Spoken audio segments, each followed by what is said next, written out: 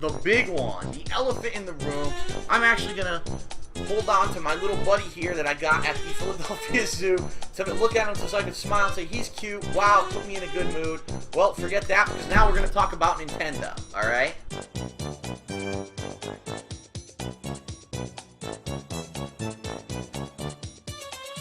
Nintendo. What happened to Nintendo? What happened to Nintendo? Okay, seriously.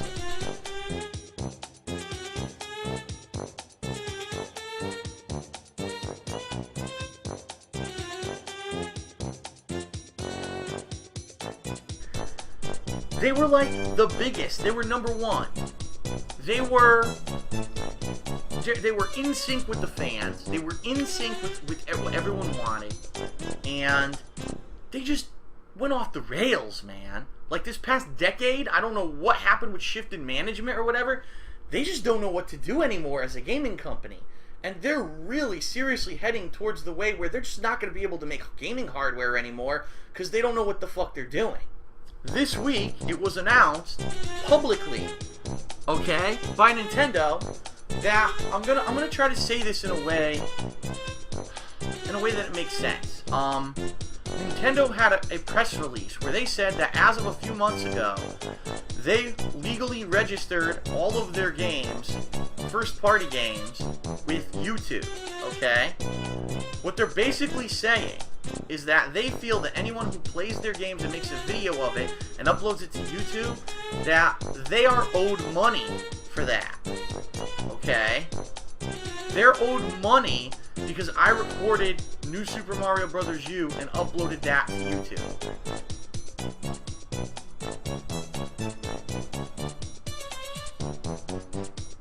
Like, I don't see why people don't suddenly just fucking unplug their Wii U's and put them in the fucking trash can. Because that's really, you know what? Fuck it. Fuck it. Unplug it. You don't even deserve my fucking electricity. You don't. Yeah? You fucking own me? Fuck you. Because that's where it fucking belongs, in the fucking trash. When a company tells you that they're more important than you and they own you, that's what you fucking do with them. Fuck the Wii U and fuck Nintendo. That thing doesn't deserve to get a fucking volt of my electricity right now because Nintendo is a bunch of fucking assholes. So fuck you, Nintendo. You don't know what the fuck you're doing. You need to grow the fuck up and understand that your entire fucking fan base, you just screwed them, and they literally are just gonna fucking do this. Who's gonna buy a Nintendo game now when you basically said we own our customers? Oh.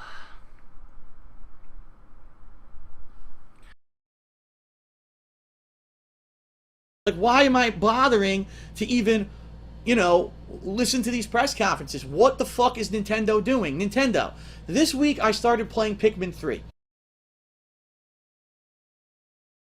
You gave me hope for the Wii U because I said, here's a first-party title. It's really well done. It's charming. It's interesting. It's fun. It's something that I have a reason to dust off my Wii U for. But it's not a system seller. It's a game for a niche group of gamers who like this cutesy kind of gameplay, who like RTS. That's not mainstream stuff. That will not sell the Wii U. And this is going to lead into my next topic, which I'd actually like to talk about.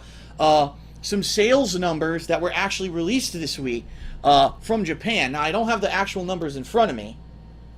So for all the people who say that Pikmin 3 wouldn't be a system seller, that includes me because I didn't think it would be, pay attention because I'm about to hit you with some surprising sales numbers. Pikmin 3 has only been out for 2 days out of the week that these sales are for, but in that short time, only 2 days remember, the game has sold over 92,000 copies in Japan.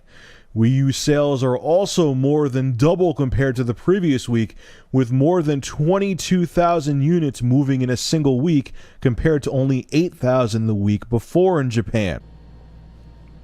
But apparently, the news that's come out of Japan is that Dragon's Crown, like I said, it's this 2D side-scrolling beat-em-up game, has like really outsold Pikmin 3, which is a surprise because everyone's like, Pikmin 3, it's the first party Nintendo title to come out since the fall for the Wii U, you would have thought everyone would have rushed to stores and bought it. No, this Dragon's Crown beat-em-up game is completely destroying sales numbers for Pikmin 3. So everyone's like, wow, we didn't expect that. But then, when you really think about it, you have to think, let's think logistics and facts here, and why would this game, that really, it's just a side-scrolling beat-em-up, I mean, it's really, honestly, kind of antiquated gameplay, why would it beat out Pikmin 3, a first-party Nintendo title? So, welcome back to another episode, and this is actually an episode I was going to do on my own, and then Rob dropped by, and he said that he hadn't picked up Dragon's Crown.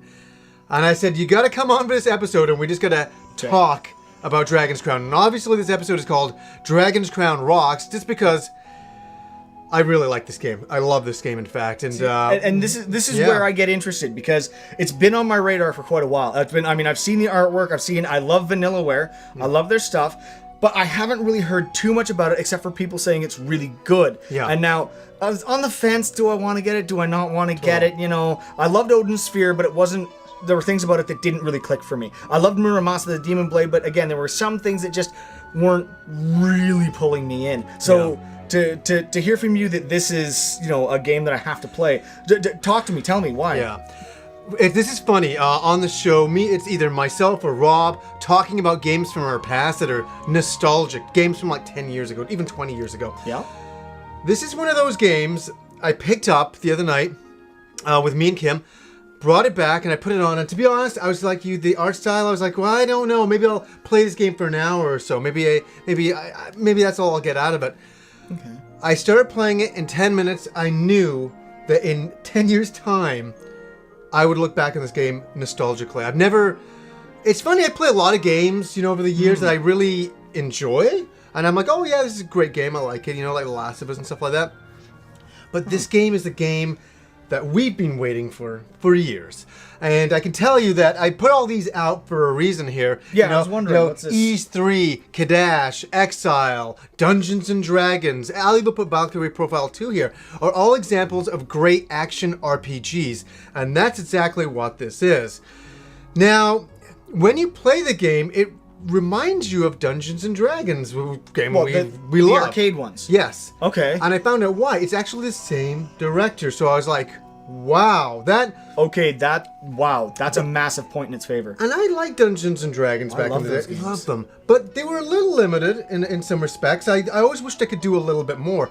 All the things I wish you could do in this, you can do in this one. So you can actually find, you know, rare, unique items and equip them. There's a town that you can keep going back to, upgrading your characters. But also, what else can I say is that, like, this is a legacy of great action RPGs here. This is in the same zone, if not, I'd say it's the king of these games. I'm meaning that it's the best action RPG side view that I've ever played. It's a really very good. Heavy recommendation. Yeah, and we love Guardian Heroes. We did a review way back in 2008. So we like these kinds of games. But this game is, this game is great. And the bottom line is this. Because no one bought the Wii U. When the Wii U came out, it was one of the most piss-poor launches ever. Nintendo couldn't prove that their console was next-gen. They didn't have a very good launch lineup outside of Mario and, say, maybe one or two other games. A lot of the games that they thought were going to be system sellers, like Zombie U, were fucking awful games, okay? So Nintendo did a piss-poor job of launching their system. They've had no games really coming out that are system sellers this entire year up to now. So no one in Japan has been buying the Wii U. So when Pikmin 3 came out, everyone who had a PS3 said, oh, the summer's traditionally empty, there's no releases, let's go buy this new PS3 release, Dragon's Crown, because everyone owns a PS3 in Japan. No one bought the Wii U. So probably every Wii U owner went out and bought Pikmin 3, and the sales numbers are still low compared to Dragon's Crown. So Nintendo is completely fucked themselves over here. Like, what is going to be the game that Nintendo's going to release that's eventually going to get people to buy the Wii U? And the other question is, when the fuck are they going to tell us when the games are coming out? My personal feeling, and this is complete speculation, alright? So don't take this as fact. I think Nintendo is years away from putting these games out. I'm not even joking. I'm going to tell you, the Mario Kart, Smash Brothers, you probably won't see those till late 2014, if not 2015. But they realized if they didn't, talk about them at E3, that they would completely lose any kind of interest in their console. And they also knew that basically Microsoft was going to get slammed at E3. They knew it because of all the negativity in the press around those ridiculous design choices for the Xbox One that Microsoft later took back. And they said, let's at least put the teaser out there for these games so that people know they're coming, even though they're not coming anytime soon. We have no information on when they'll actually be out ever. We're just going to fucking leak that information and give you the trailers and stuff for it so that at least we look positive while Microsoft is taking the kick to the balls from Sony. All right? So, I don't know what's going on. I have a Wii U. I'm playing one game on it. After this, what's the only other game coming out for Wii U this year that we have a release date for is Wonderful 101. Who the fuck wants to play that game? The game looks weird as fuck. It looks like a cross between Power Rangers and tiny little chibi characters. It looks like something that a Japanese child would like. It's not anything that, like, I would want to play. When the V-Watch starts to glow, That voice, it really is Captain Blue. say the word. Henshin! Henshin and don't go, baby. Just call me Beautiful Joe. Joe wanders into the world of the movies and gallantly fights evil to rescue Sylvia. The beautiful moves and techniques.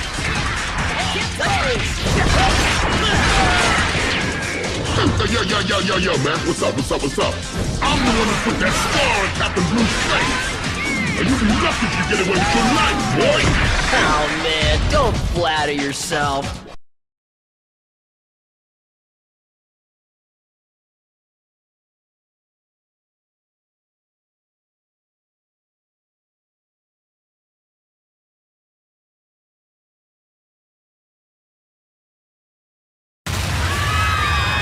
Team, fall in!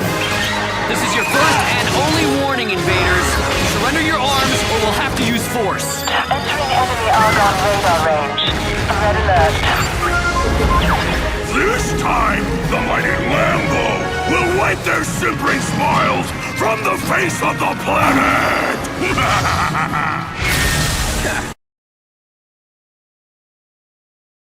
How about you come down here and I toss you in a cage where you belong, Banana? I have no time to waste on pathetic underlings! You will produce your leader!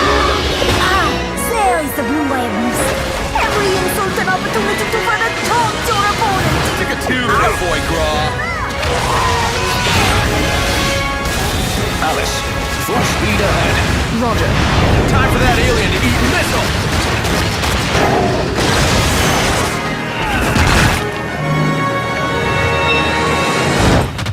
Team, unite up!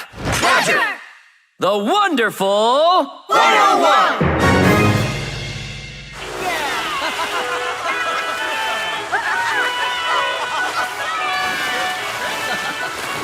All right, let's move.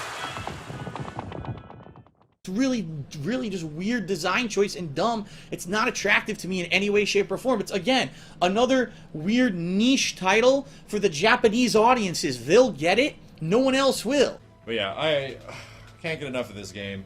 Platinum Games, make more video games so we can play the shit out of them, please. Make Zone of the Enders 3. Make Zone of the Enders 3. Go make a Strider game. Go make Wonderful 101. We'll play it. Hurry up with Bayonetta 2. For the love of God, the Wii U needs some games.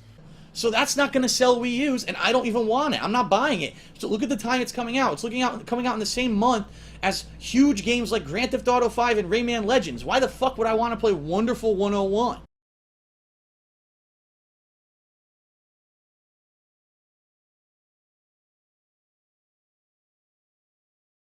When I have these other great choices, alright? So, I really don't give a crap. It looks really dumb. I think that it looks like a bad game. I haven't played it, but it looks bad to me. I haven't played it, but it looks bad to me.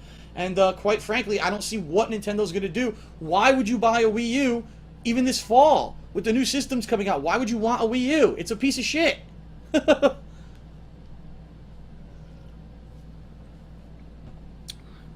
Alright, So I just wanted to get that off my chest, especially after watching the Nintendo press conference. I'm just like, they're so full of themselves, and they can joke. Oh look, here's what's his name, Iwata, wearing a fucking fried shrimp hat. And he's like, oh, I'm the head of the studio, and here's the like, what a fucking you don't even take your company seriously. You're wearing fried fucking shrimp hats in a press conference instead of using the press conference to give us real information. You're just blowing smoke up our fucking ass, and I'm real disappointed with Nintendo right now. What's up, everyone? Darkside Phil here, and welcome to another episode of the Hateful Truth video game review series, where I give you maximum bullshit and minimum truth regarding the newest retail releases.